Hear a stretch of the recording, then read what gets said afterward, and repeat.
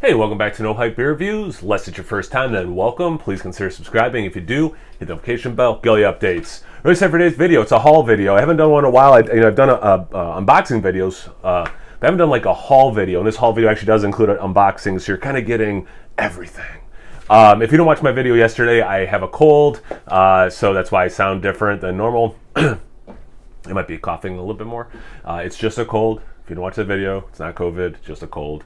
So I have three different sections to share, or whatever you want to call it, from three different people, three different organizations. So I didn't do an unboxing of this one, again, just because I got it when I was a little bit like peak cold and could barely talk. But Billy was nice enough. He sent me another beer. He's like, this is one of my favorite beers, and I want to send you one off. And it's Old Stock 2013, so like we're talking 8 years old, and this is their Cellar Reserve ale aged in bourbon barrels. Excuse me. I've had the regular. I cannot for the life of me remember if I've had the Cellar Reserve. I have a regular. I don't want to knock this over. 2014 here. It's the only one I have, and this is a year older, and again, aged in bourbon barrels. So if you watch my channel, which I assume if you're watching this video, it's probably not your first time, because this would be a weird first video to watch. You know I like things aged in bourbon barrels. So I'm super excited and stoked to try this. Old Stock Cellar Reserve is a small batch, limited release that has been aged in bourbon barrels. The aging process gives this world-class beer an added layer of complexity, a memorable drink that should be enjoyed by as a completely unique offering. 14.1% ABV. Yeah, I'm super excited and super stoked to try that. I don't want it to fall over, so I'm going to put it on the shelf immediately. So thanks again, Billy. I really appreciate it. I know I already thanked you via email, but thank you so much through video. So thanks, seriously, really appreciate it. So this was the first. So these next things, if you watch the Nerdsense live stream, which you should have, they do every year. This year was their 8th holiday special, which is awesome. They've been doing it for that long. And there's gift giving. There's just hanging out. You know, usually I hang out for a longer, but just because I was, like peak sickness, I just hopped on, did the gift exchange because I sent them some stuff and they sent me some stuff. And this is what I got from them. So when I opened this, Mike was like, "Yeah, this is from me." I'm like, "Okay." So I opened it. I'm like, "Oh, it's a bottle opener." I'm like, "That's cool." Like, it's, you can always have more about bottle openers. Like, that's cool. But I was like noticing it has different like right in the metal, and it had on the piece of cardboard it was attached to like instructions. But then it's like English, and then looks like German perhaps. Yeah, made in Germany. And I'm like, again, I'm sick. Every time I look down, like, everything's like flowing. So I didn't really like look down and try to like read it too much. So I'm like, what does this do? And then I noticed that it has it's like perforated a little bit like a bottle cap. So I'm like, oh, it doesn't just open it this way, but it looks like you can turn twist offs. And I know Mike prefers for like opening cans to use an opener too. So I'm like, oh, Mike, is this one? I was just kind of like thinking in the moment. I'm like, oh, Mike, is this the one you use to open? And I don't even know if I used the word cans or not. I might have just said beer or whatever. And he's like, well, now it is, because I bought myself one. And he also had bought Sean one. But the coolest thing about this, and he pointed out, even noticed, it's got this rubber, and it's got like these treads, and it's also a bottle sealer. And it is one of the things that's here. But again, like in the moment and with the sickness, I wasn't really paying too much attention. So like you can just like, of course I have so many wax sealed ones. You can just like, once the cap's off, in theory, you can like slide this over and all the way till it's snug. And because that rubber, it'll create a seal. And I love, especially like a big beer like that, I love, drinking half of it today and the other half tomorrow. So like I do have some stoppers. So having another stopper, especially if it works, like that's awesome. And I know they're on the same page where sometimes they don't want to finish a big beer on the same day. So anytime I get another stopper, that's really rad. So yeah, big fan of that. And I think someone else, was it Ross maybe? Someone chimed in like, oh, I have the same one. It's like, yeah, no, that's really awesome.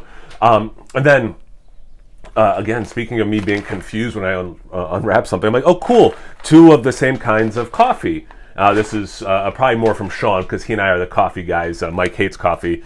And he's like, no, they're different. And he's right. Yeah, it's the same source, but they aged these beans in used Bourbon County barrels, but not just regular Bourbon County barrels. These beans were aged in the 14 bourbon barrels, which is really cool. If you saw my Instagram, you saw these gifts already. I have not had the 14 yet because of the cold, and that was, I think, probably the next one I was going to try. So that's really cool. So that's the 14.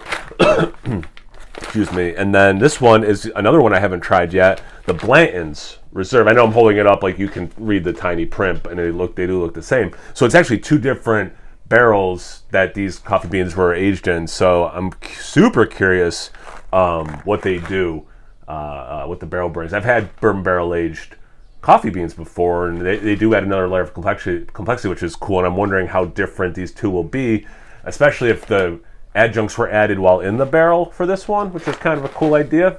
So yeah, the Nerdsense guys, I know I'm like a broken record, but if you don't watch them, I don't understand you. Like, you don't make sense to me. They're like some of the coolest dudes ever.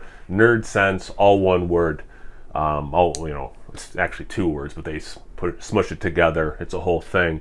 And this last one is from Hot Butcher, and I know they're going on a couple weeks. Around the holidays, they take a couple weeks off for them and all their employees, which is cool. And so they sent this off right before Christmas. And it just got here. And yeah, let's get into it. The weight's a little off, so I'm kind of curious what's going on in here. Okay. Oh, I'm going to guess that this is... Oh, it's so sexy. I love these glasses. Look how pretty these glasses are. It's just such a... Is it okay to call glasses sexy? It's such a sexy glass. So sexy. It looks like we have, I don't know how many different beers. All right, so, oh, these are all different ones. Oh, okay, I thought maybe some of these were repeats. We have six different ones. Okay, so when I first grabbed this, and I really liked Kielbasa King, so I wasn't disappointed. I was like, oh, cool, another Kielbasa King. No, this is Mo Onions. So this is Mosaic Nelson and Simcoe double IPA, 2.5% ABV. So they're adding to or Dan Jetz is adding to, I just don't want to knock this over,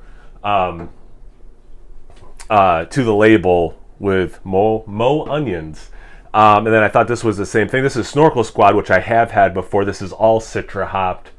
I remember really liking that beer. I love Citra so much. I'm such a Citra guy. And then Pine Street, Chinook, Simcoe, and Enigma. I have not had this one. IPA, 6.5% ABV. Great can art. It's like a landscape. Yeah, I really like that.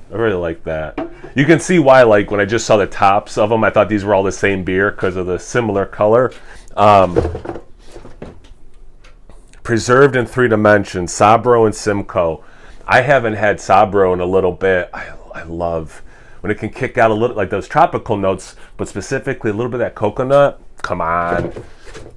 And this is Fallwater Lorraine Hopped German Pale Ale, 5.25% ABV. I love that waterfall. That's cool too. I love his artwork. I know. Broken record, dude. And then the one I was hoping would be in here, Minted. Holiday Imperial Stout brewed with chocolate and Frango mint oil, 10.5% ABV. A mint stout. Come on. So again, thank you so much, Hot Butcher. I obviously really appreciate it. I hope you guys all have a Merry Christmas and Happy Holidays on your end.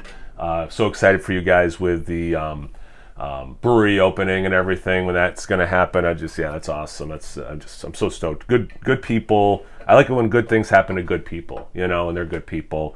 Speaking of which, oops, it did not break because that German engineering quality. Thanks again, Nerdsense. You guys are awesome. Some of my best friends on planet Earth. Make sure you check them out. They're great. And where did I put it? Billy, again, like, you just sent me beers, dude, and then to send me one off because you're like, oh, I love this beer, I'm gonna send you one. Good dude, you know, yeah. So thank you everyone for watching. Hope everyone's doing well, living their best lives and all that. What do you think?